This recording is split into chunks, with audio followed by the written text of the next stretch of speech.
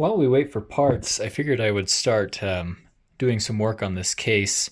The owner specifically said she doesn't want too much work done on the case, that the movement was all that she was really worried about. But there's just some things like the case is practically falling apart. This is loose. This is loose. A lot of these pillars, it's all just a little old. So we'll be cleaning up the case, taking it apart, and doing a bit of work on it. When I took the dial pan off, there it is, you can see on the wood beneath it there was a 28R written, and we've seen that before. This is the rear plate of the movement. There it is again, 28R. And so that was just a mark to designate which movement went into which case, just done by the manufacturer. So it's not anything super important, but I just thought that it was kind of neat. So here's the case all taken apart. We probably won't take it apart any further. There are some things that are still loose, but I think I can just I can access the nails, so I can just hit those a few times, tighten it up. The only other thing we'll be doing to this case is I'm going to be repainting some of this. This used to be gilded, this little filigree work. So I'll just put a little bit of new gold paint in there just to kind of liven it up. Otherwise, I won't do much. I won't do anything with the dial. I'll leave it all as it is. But just to give it a little extra gold, I'll be repainting those. Here's the inside of the case. As you can see, it's quite dusty. So we'll get that cleaned up. There's a few cobwebs. But I just wanted to show, here are those nails that I was talking about, making this part so loose. So I'll just take my hammer if I didn't misplace it. Now what on earth? Where did I put that? You know, this is quite like me.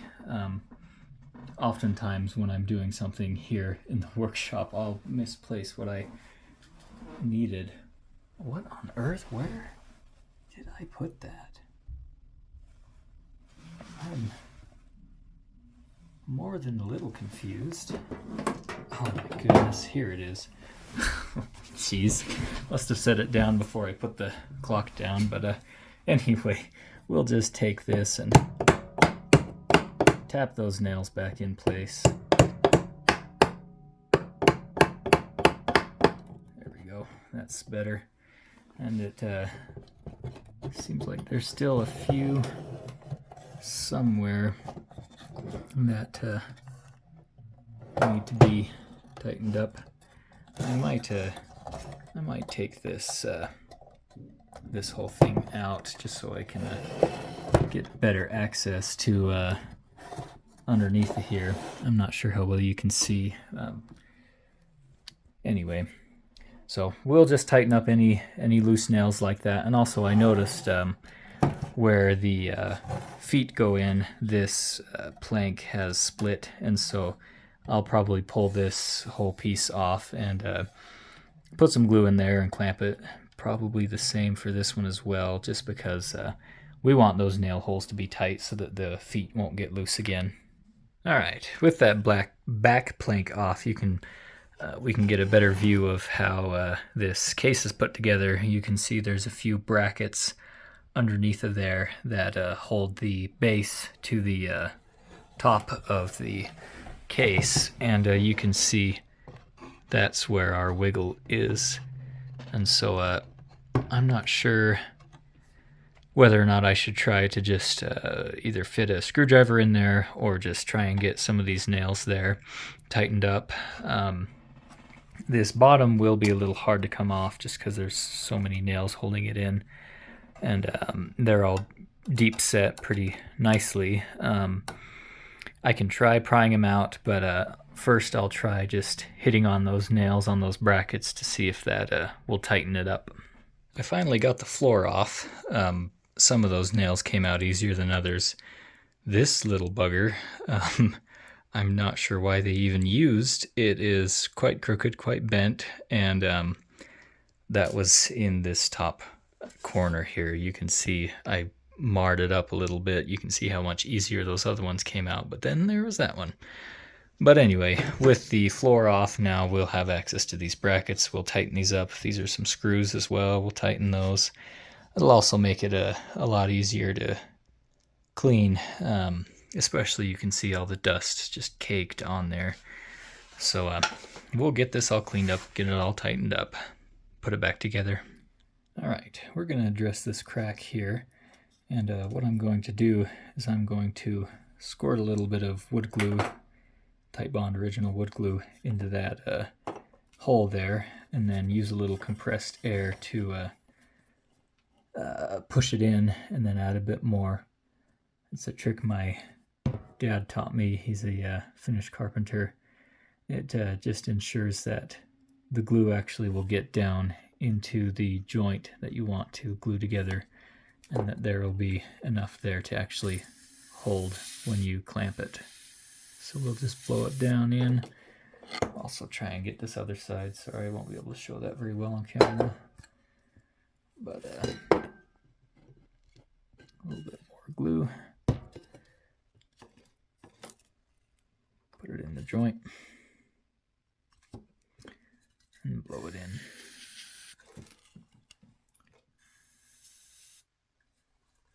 All right. Now what we'll do is we'll clamp this. Got a little clamp here. Tighten this down. It's got to go quite a ways. It's kind of awkward trying to work around the camera.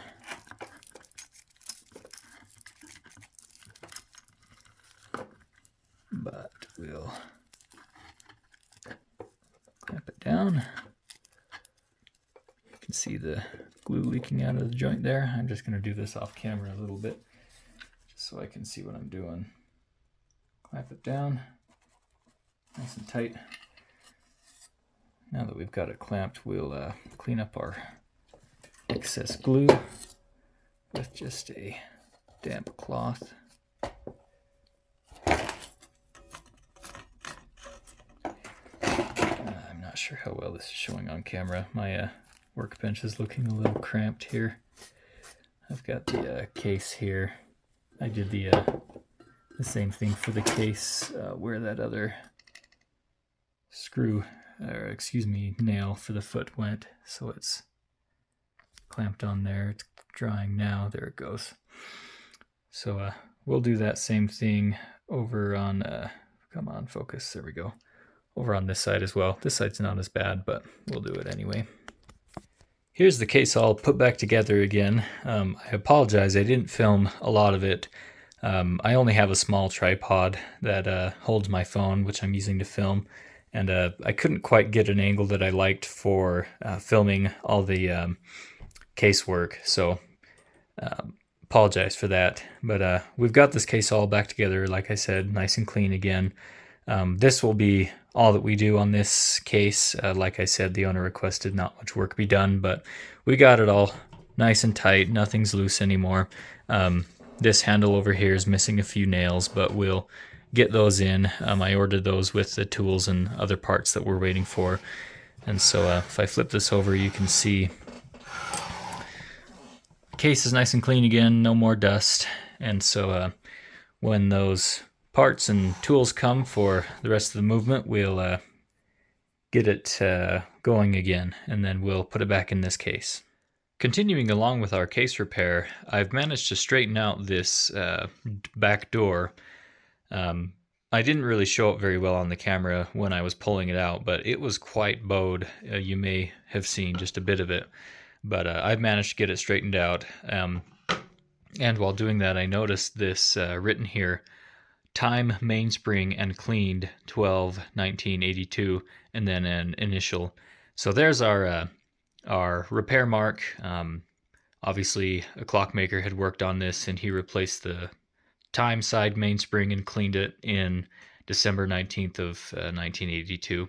So that's probably the last time that it was repaired, and you can almost see the marks of a a more previous one done in pencil, so they're a bit more faded. I can't make those out. I see an A, maybe a C, but anyway, how I managed to straighten this out, under the direction of my dad again, I soaked the wood, just wrapped it in wet rags, and let that get really nice and wet, and that made it really malleable. And then when it was nice and malleable, I just set it down on the tabletop and then clamped the end that was really bad down to the table to flatten it out, and then put some weight on the other side. And as you can see, that did a really nice job of straightening it out. It's not perfect. There's still just a little bit of a curve, but I'd say that it is as good as it's going to get, and certainly is better than what it was. Now, I said I wasn't going to do very much work on the case, but this is one thing that I'm going to be doing. As I said before, there are these little filigree, they're practically just little tiny holes that are drilled into the case, and they've been painted with gold just to add a little bit more gaudiness, I guess you could call. But the paint has faded. In some places it's chipped away, and so what I'm doing right now is I'm just going through. This is a smoothing broach. It has a nice point on it and a good handle, so that's what I'm using. I'm just going in each and every one of those little holes and opening them up. And I'm doing that in preparation to paint these again. I am going to put a fresh coat of paint in these this filigree just to make it look a bit better. There's not much that I will do otherwise. Like I said, I'm not going to try and re-gild the dial or any of the pillars or other accents of the clock. This will just be the only thing that I can do, that I will do. Okay, I'm going to take this paint here. This is a brush and leaf liquid metallic finish, and I'm just going to paint in some of that filigree to sort of liven it up a little bit. So we'll just go in each one of those little holes, give it just a little dab of paint. That will hopefully bring some of the color back into it. It was looking a little drab. Here it is after about an hour of painting. I couldn't quite get what I wanted out of it. I tried to just use a thin little brush to fill in all those little holes, but it just wasn't working, and nothing was working. And so what I resorted to doing was just taking a wide brush, brushing over the surface and trying to fill in all those little holes, and it still isn't quite what I wanted it to. It certainly did fill all the holes, but it also filled all the alligatoring in the paint, and so now it's a bit more visible, and just not what I wanted entirely. But you know, I suppose it looks better, but we tried our best, so now we just need to move on. Okay, before we can do anything else with the pivots and bushings, what we need to do first is polish up all of the pivots on all the wheels. We'll start first with the great wheels. And what we'll do is we'll just take the bearing surface and just polish them to as near a mirror finish as we can get. So we'll start on that.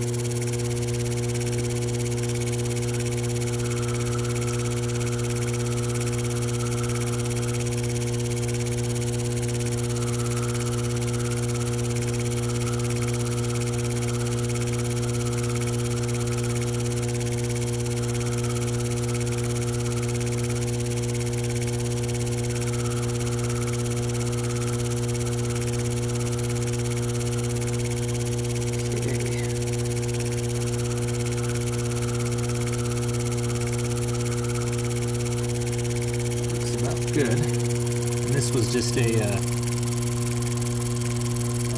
number one. Now we move over to a 02.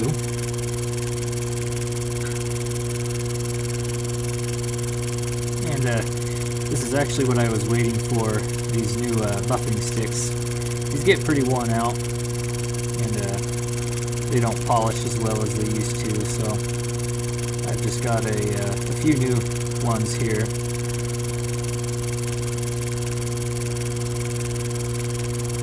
So we'll just polish this up.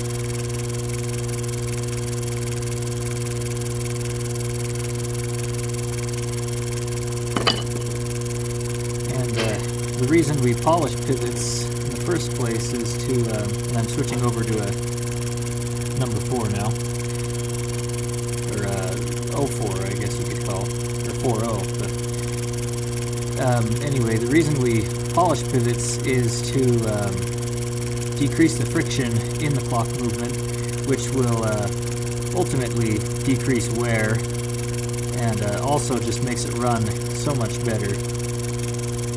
You'll see when we get the bushings all done, how nice and smooth the train will move.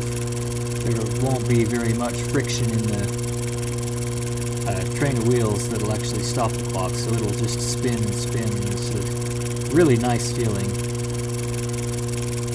But of course, in order to do that, we have to polish up the pivots and also make sure that everything has good end shake and nothing else causing any friction. So that's part of the chore of clockmaking, is finding any parts, any bent pivots or anything like that that might have any added friction to the movement, and then fixing it. So we're down to a 06 here, just to give it a last little polish.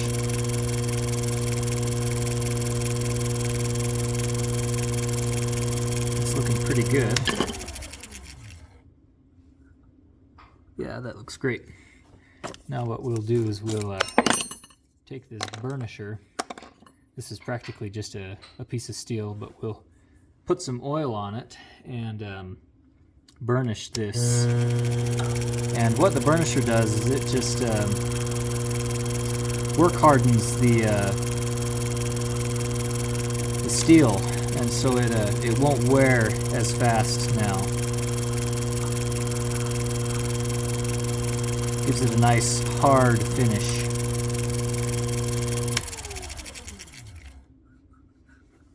And that looks good. Now we'll flip this wheel over and do the other pivot.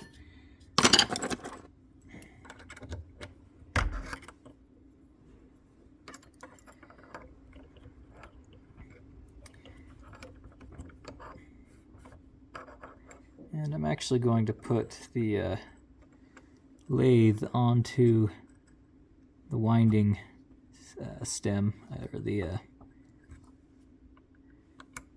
winding post, just to give it a nice grip. You can see this is tapered for whatever reason, and so it won't hold very well if I put the jaws on that.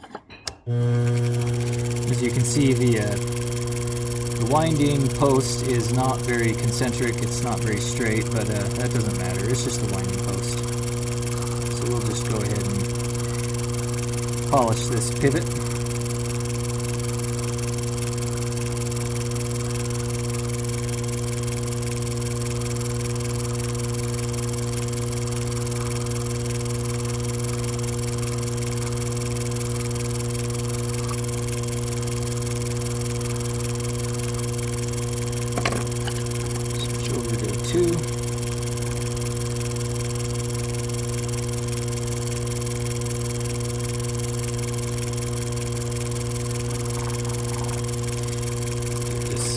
Bed out of my way.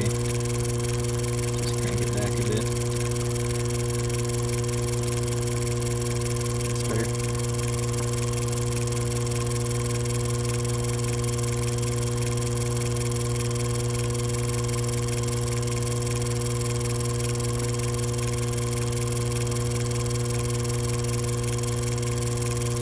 Okay. Switch over to a 4.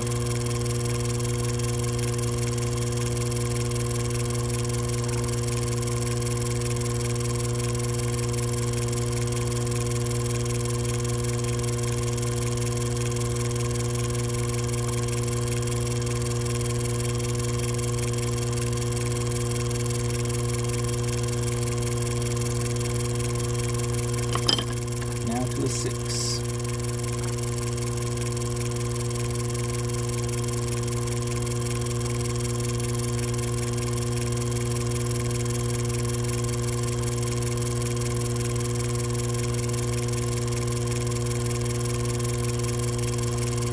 And the pivots in this clock weren't actually all too bad. Of course, they weren't near finished, but they weren't as bad as they could have been. So it won't take much to get them up to a nice shine.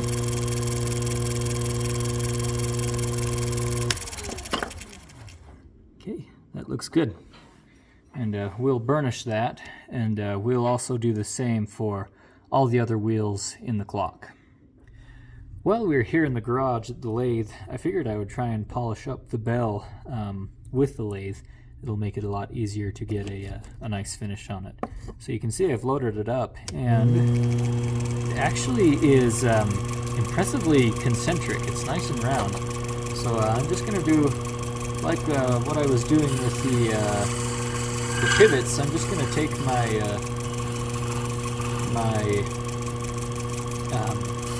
emery buffs here, and I'm just going to polish this up as best I can on the lathe.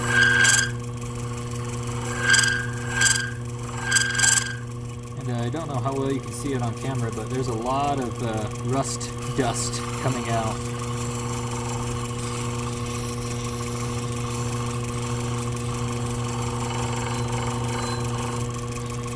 And sandpaper may be better. I do have some here, but this feels a bit too coarse for my liking, so we'll just stick to the emery buffs. Here's the bell after just a bit of polishing on the lathe. You can see it's still not perfect. It has some dents in there that prevent me from accessing all this just on the lathe, but we'll finish it with a hand polish and get all the rest of that rust out of there. But otherwise, I think it shined up really nicely on the lathe. All right, we're back into the workshop from the garage. We've got every single pivot polished, and now what we'll do is we will actually put them back in the plates and check for any wear in the pivot holes. And I'll just go ahead and do that. I'll do the time side first. Of course, you don't really want to try to do this more than you have to, what with putting all the wheels back in. It can be kind of a pain to align all of the pivots, and so you really want to try and do it as little as possible. And you may have noticed, but while I was at the lathe, I actually polished up some of the arbors, and I shouldn't say polish. I really just removed the rust on the arbors of these wheels, just because there was a lot, and I didn't want to have to do it by hand, so I just used the lathe, and it cleaned them up pretty nicely. Now, I have to figure out, these two wheels are practically the same, just with different heights where the wheel sits, and so I've got to figure out where they go. I'm pretty sure that's the ticket. Maybe not. Sometimes these clocks are a bit like a puzzle. You have to figure out what goes where and what not. Now this is interesting. So I've got these two wheels that are the same, and they need to go. They need to mesh with the motion works. But if I were to put them there, they wouldn't mesh at all. Okay, I'll come back once I've figured out what this is all doing. I'll do it off camera just so you don't have to watch me struggle. Boy, I tell you what, I can really do some stupid things. You see, I've got all the wheels in all nicely, and they are where they need to be, but they are completely upside down. Um, Obviously, this is the front plate, so the winding arbor needs to go through the plate. Way to go, genius. Okay, we've got all the wheels in the right way this time. And now what we do to check for wear is we will just rock this back and forth. And you may be able to see on the camera this pivot here. It's moving back and forth. Same with that one. That one. And this one actually seems, oh yeah. Yeah, that's moving back and forth quite a bit. So those will all need to be rebushed. What happens when these clocks continue to run either without oil or with oil that has been gunked up? Oh, and you can see how bad the hour tube is. That one's kind of hard to bush. I'll see what I can do about that. But what happens is when the oil gets dry or it gets some dirt in it, it'll actually mix with that dirt and become a sort of paste, like a polishing paste, and it's really gritty. And what that does as the clock continues to run, it'll just get in between the wall of the pivot hole and the pivot and just wear away at that pivot hole. And then it becomes like egg-shaped instead of completely circular. And so that's where you get all that floppiness. And so what we need to do to rectify that is we'll need to rebush these.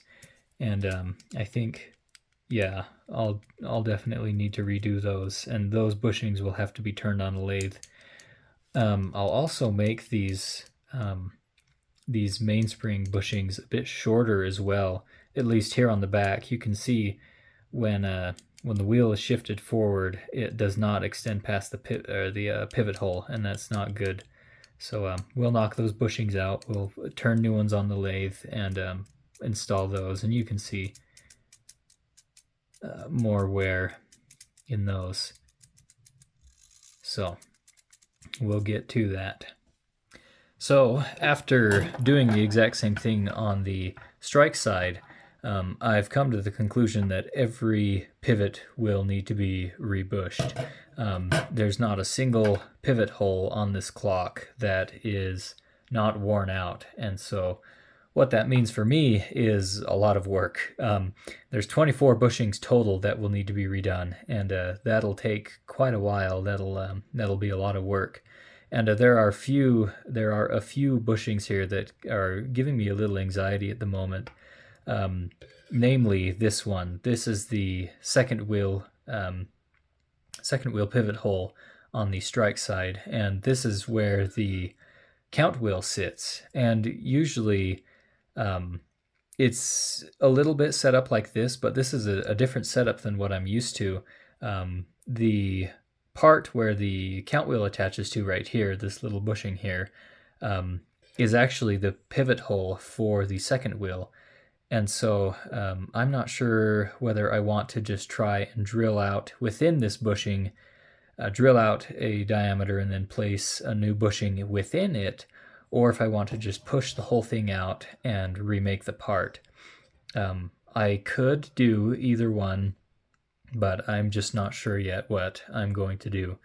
And then the other few bushings that are going to give me a little heartburn are these two for the motion works. This is where the hour tube comes out, and then this is the motion work pivot hole.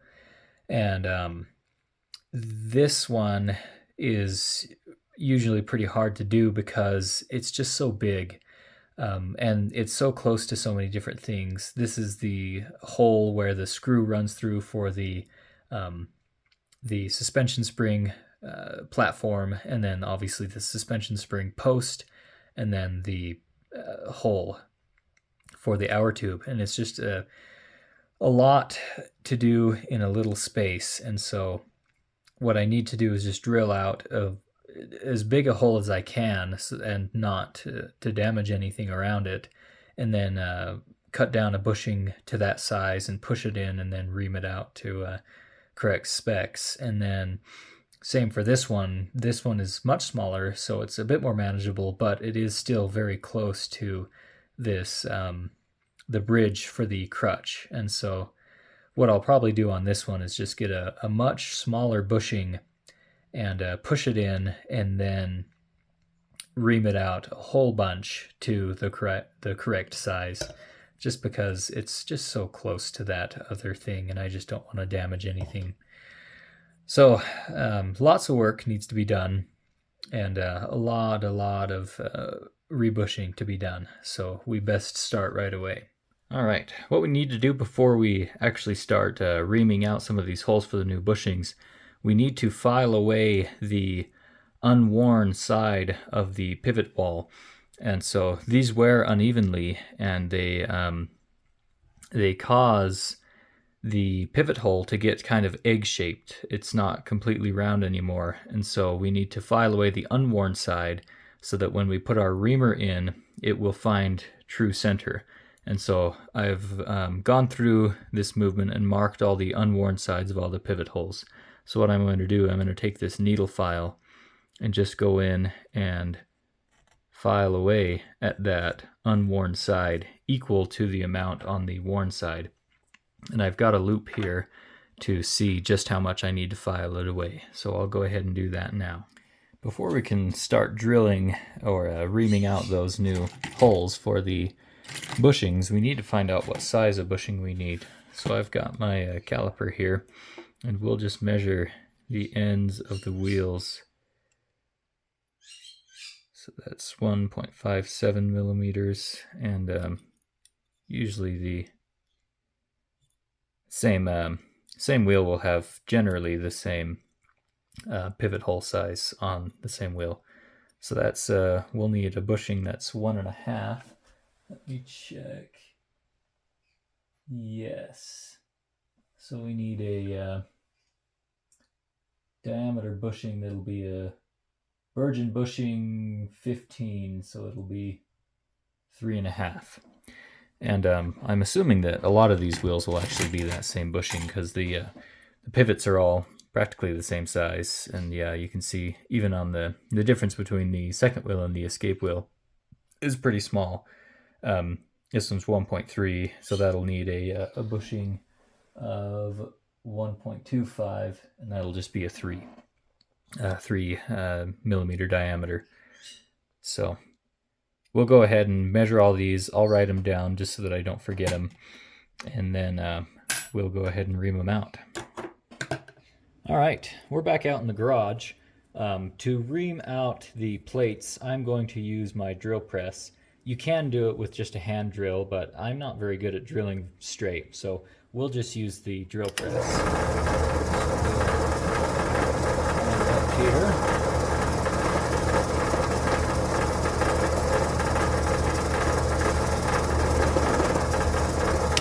Okay, that was one that I was a little worried about because, oh yeah, even with the reamer that I used, you can still see just how close that hole is to the edge of the plate.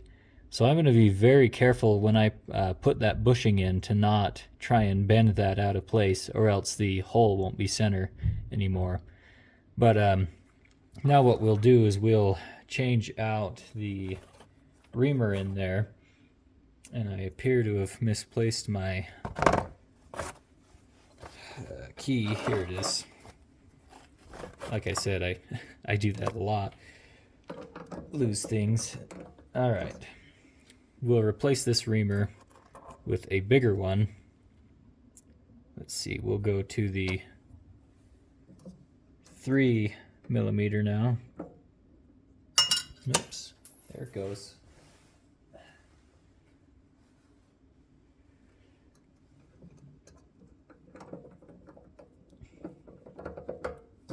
Tighten that down. Now we will ream out the rest of the holes with this 3-1. Let's see. And I'm just using this bit of pipe to make sure that the plate lies flat. That's the reason for me using the drill press anyway. with clocks, there are just so many extensions. Like all you can see, just this plate isn't totally flat. Like you've got the posts, you've got the all the different attachments on there, and so just to make sure that it lies flat, I'm just using this bit of pipe. So now we will ream out the rest of the holes. Now that we've got those holes reamed out, I'm just going to take a chamfering tool and just remove the burr just ever so slightly off of all those holes that we just drilled. This will make it a lot easier to put the bushing in and hammer it in. We'll do it on both sides. And like I said, this gives it a little bit of a chamfer and also just removes that burr. It gives it a nice smooth edge onto it.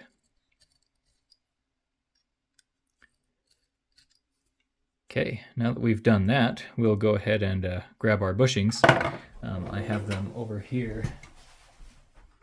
We need a Virgin 15 for this hole here, the second wheel. We'll also grab anvil and hammer. Now we'll set it down. Put the bushing in place, make sure it's the right side up.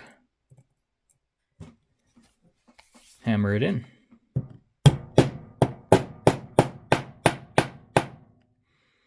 Let's see how it needs to go in a little bit more.